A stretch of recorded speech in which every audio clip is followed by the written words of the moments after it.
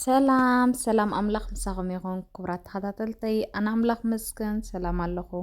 ንስኹምን ሰላም ክትኮኑ በዓልቲ ሙሉእ ተስፋየ ምሳኹም ዘለኹ ሓፍትኹም ዓይኖም ንሎሚ ከዓ ከምቲ ልሙድ ከመይ ጌርና ፎኪስን ጥዑምን ዝኾነ ባን ወይ ሕምባሻ ንሰርሕ ሒዘልኩም መፅአ ዘለኹ ብሓደ ሓቢርና ንጀምር ብሩኻት ኣሕዋተይ ቅድሚ ምጅማርና ግን ቴም ሓደሽቲ ዝኾንኩም ናብዛ ቻነል ሳብስክራይብ ብምግባር ቤተሰብ ናይዛ ቻነል ኩኑ ቴም ቤተሰብ ዝነበርኩም ከዓ እንኳዕ ድሓን መጻኹም ክሳብ መወዳእታ ትከታተሉኒ ብኽብሪ እንዳዓዶም ከ ባር ንጀምር ብሩኻተይ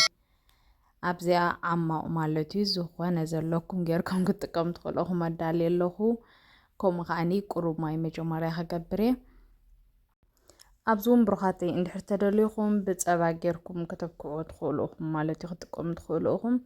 ኣነ ግን ብማይ ክገብር እየ ሎማዓንቲ ማለት እዩ ሓንቲ ንእሽቶ ማንካ ጨው ተጠቒመ ኣለኹ ከምኡውን 75 ግራም ሽኮር ማለት እዩ እንደገና 7 ግራም ነቢቶ ማለት እዩ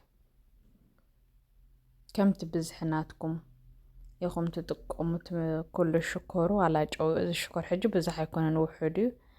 እዚ ከዓ ባርኔላ ማለት እዩ 8 ግራም ባርኔላ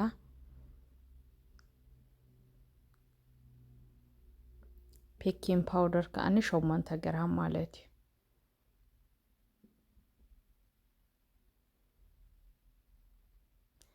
ቤኪንግ ፓውደር ከም ድሌትኩም ተደሊኹም ትጥቀሙ ተደሊኹም ትገድፍዎ ትኽእሉ ኢኹም ማለት እዩ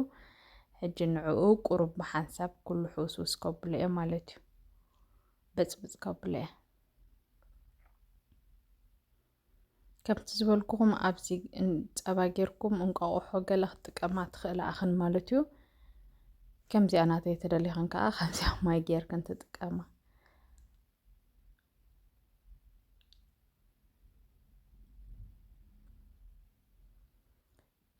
ሕጂ ድሓር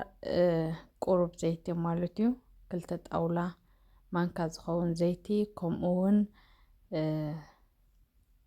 400 ግራም ወይ 300 ግራም ሓርጭ ማለት እዩ ንጥቀም ኣነ 300 ግራም እየ ተጠቒመ ዘለኹ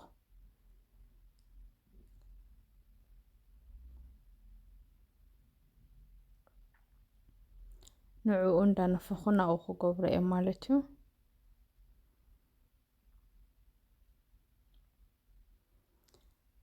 ሕጂ ከምዚኣ ገይረ ነፍየ ወዲኡ ኣለኹ ብሓደ ኮይና ንሕሰዮም ማለት እዩ እንድሕር ከምዚ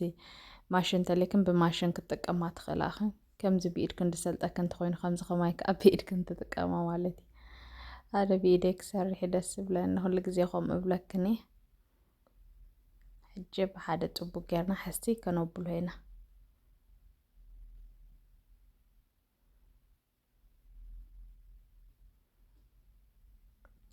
ሕጂ እምበኣር ብሩኻተይ ከምዚ ዓይነት ክሳብ ዝኾነለይ ፅቡቅ ጌረ ሕሲ ኣቢለ ኣለኹ ምልስላስ እውን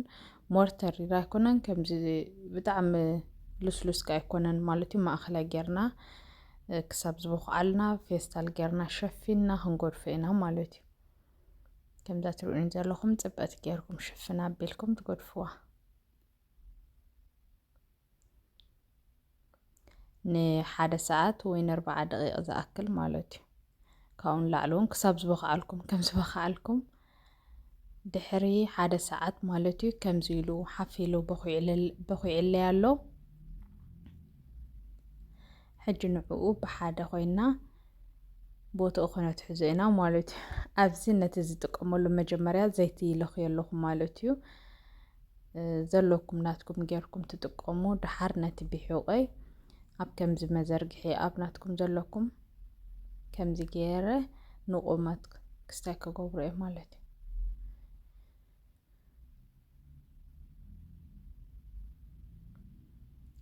ሕጂ ነዚኣ ኣብ 10 ክንቆርፃ ኢና ማለት እዩ ማዕረ ጌርና ብ10 ንቆርፆ ብሓደ ኮይና ንቆርፆ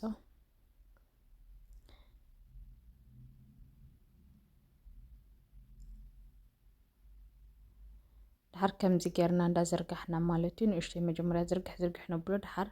ከምዚ ትሪኡኒ ዘለኹም ጌርና ንሕብቦ ማለት እዩ ከምዚ ጌርና እንድሕር ተጌርና ፅቡቅ ይመፀልና ማለት እዩ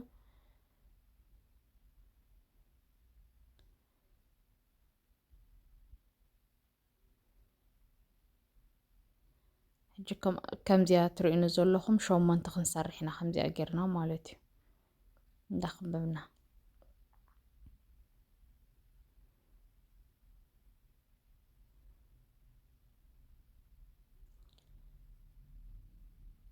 ከምዚኣ ጌርና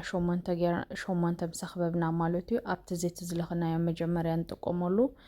ኣብኡ ሸሞንተ እየን ኣብኣ ክንገብረን ኢና ማለት እዩ ከምዚ ትርእዩኒ ዘለኹም ኣብአን ሸሞንተ ኣቐሚጠን ኣለኹ ማለት እዩ ድሓር ነተን ክልተ ዝተረፋ ዘለዋ ነቲኣ ሓንቲ ኣብ 3 ንመቕላ ማለት እዩ ኣብ 3 መቒልና ድሓር በብሓደ ከምዚኣ ጌርና ንዝርግሓ ማለት እዩ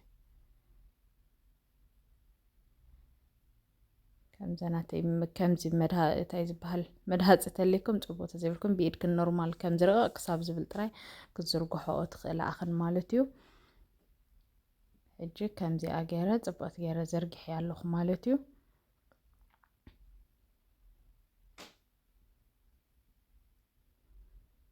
ሕጂ ከምዚ ጌርና ምስ ዝርጋሕናዮ ድሓር ንዓኣ ኣብ ሸሞንተ ልክዕ ከምዚ ናይ ሕምባሻ ንሽልሞ ከምኡ ጌርና ክንቆርፆ ኢና ማለት እዩ ድሓር ከምዚ ጌርና ምስ ቆረፅናዮ ማለት እዩ እቲ ግፍሕ ዝበለ ናብ ውሽጢ ማለት እዩ እቲ ቀጣን ከኣኒ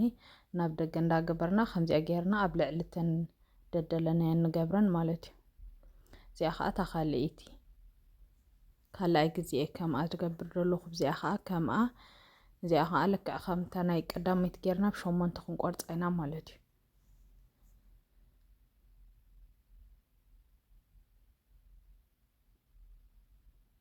እዚኣ ከዓ ልክዕ ከምታ ናይ ተቐዳመይቲ ኣብ ሸሞንተ ቆሪፅና ሰን ከኣኒ ኣብቲያ ልዕሊ ናይ ቀዳመይቲ ዝገበርናያ ከምዚኣ ጌርና ካልኣይ ግዜ ሳልሳይ ግዜ ጌርና 3 ግዜ ኢና ኣብ ነተራእሰን ማለት እዩ ሕጂ ከምዚኣ ኢለን 2 ግዜ ገይረ ፀኒሐ ሕጂ ሳልሳይ ግዜ ይገብር ኣለኹ ማለት እዩ ከምዚኣ ጌርና ወዲእና ኣለና ድሓር ነታ ሓንቲ 10ይቲ ቆሪፅና ኣሚጥና ዝፀናሕና ከምዚ ጌርና ንቁመት ፍሕስ ነብሎ ማለት እዩ ድሓር ከምዚ ጌርና ከምዚ ፍየራ ዓይነት ዲዛይን ክኾነልና ንጥቕልሎ ማለት እዩ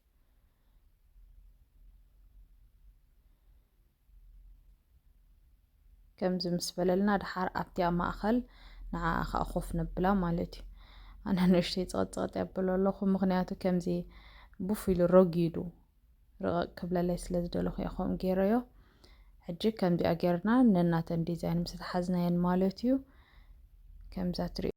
ሕጂ ከምዚኣ ኢለ ወዲእ ኣለኹ ዲዛይነት ሒዘዮ ማለት እዩ ድሕሪ 20 ደቂቕ ወይ 30 ደቂቕ ከኣኒ ክሳብ ሓፍ ድብለልና ክንፅበ ኢና ማለት እዩ ድሓር ድሕሪ 20 ደቂቕ ከምዚ ኢሉ ሓፍ ኢሉ ፅቡቅ ኮይኑለይ ኣሎ ማለት እዩ ሕጂ ንዕኡ ዘይቲ ብላዕሊ ክለኽዮ እየ ማለት እዩ ወይ ከዓ እንቋቑሖን ፀባን እታ ብጫ እንቋቑሖ ጌርክን ክትለኽዮ ትኽእላ ኢኽን ብላዕሊ ማለት እዩ ኣነ ኖርማል ዘይቲ ገይረ ኣለኹ ሕጂ እምበኣር ብሩኻተይ ብ180 ሴንቲግሬድ ን20 ደቂቕ ወይ 30 ደቂቕ ሳቢልና ነብስሎ ማለት እዩ ምስ በሰለት ከዓ ከምዚኣ መሲላ ሃለየላ ኣዝያ ፅብቕቲ ዋላ ሒዝካያ ክትወፅእ ዋላ ጋሻ መፂካ ደይትሕፍረካ ማለት እዩ ባርብሩኻተይ ሕጂ ውሽጣ ከመይ ከም ዝበሰለት ከኣኒ ክንሪኣ ኢና ብሓደ ከምዛ ትሪእዋ ዘለኹም ኣዝያ ፎኳስን ጥዕምትን እያ ኮይናትለይ ከምዚኣ ውሽጣ ከዓ በሲልሃለይ ማለት እዩ ብሩኻተይ ብጣዕሚ እየ ዘመስግነኩም ክሳብ መወዳእታ ስለተኸታተልኩምኒ ኣብ ቀፃሊ ብካልኦት ትሕዝቶ ክሳብ ዝምለስ ሰሰናዩ ሸራይ ንረስዕ